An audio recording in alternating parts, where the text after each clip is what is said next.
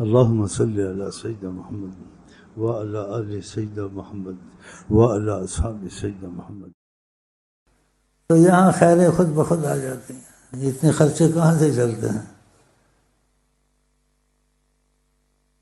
تو میں پینے تو نہیں کرتا جب تم لوگوں سے کہتا ہوں، بیٹھے بٹھائے چلتے ہیں، تسبیح نہیں چھوڑتے، اشراق نہیں چھوڑتے، اشراق بھی ضرور پڑھا کرو. آقا جی نے بیٹے کو کہا اشراق پڑھو، اشراق کے بغیر نہ سویا کرو، اس وقت رزق تقسیم ہوتا ہے. تو تم کو یقین ہونا چاہیے، تم کو نظر آئے نہ آئے لیکن کہنے والے حضرت محمد ہے.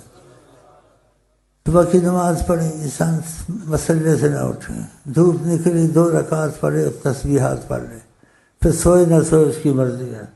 تمہارا رزق کسی نہ کسی سبب سے تمہارے پاس پہنچ جائے گا.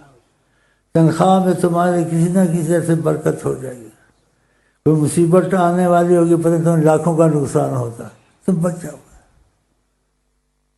جو چیز قرآن میں آ جائے، نبی کی زبان سے آ جائے، اس کو ایسا پکڑے کہ دانتوں سے چھوڑے گا. تم اس چیز کو پکڑ کے بیٹھے ہوئے کرم میں. اور جو بھائی آتے ہیں ان کو سکھاتے، اوروں کو سکھاتے ہیں، تو ان کے دل لگ جاتے ہیں. جو ان کو جانتے ہیں کہتے ہیں یہ تو بدحال تھا، یہ تو کھانا پینا نہیں ملتا تھا، یہ تو موٹر بھی چلاتا ہے، سکوٹر بھی چلاتا ہے، تو کیسے ایسے ہو گیا اس کے پاس اتنا پیسہ. ہم اتنا فرار جانتے، چکر بازی جانتے، ہمارے پاس نہیں ہے. لوگ پیسے کی وجہ سے اس کو ادب کرنے لگ گئے، حالانکہ وہ عام آدمی ہے.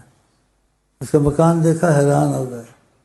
نہ میرے پاس کوئی عہدہ ہے حکومت کا، نہ ہنر ہے، لیکن مجھے تسبیحیں جو آپ نے دے دی ہیں نا، اشراق پڑھنا تسبیحیں، اس سے میرے سبب بنتے رہتے ہیں، تو بہترین مکان میں رہتے ہیں.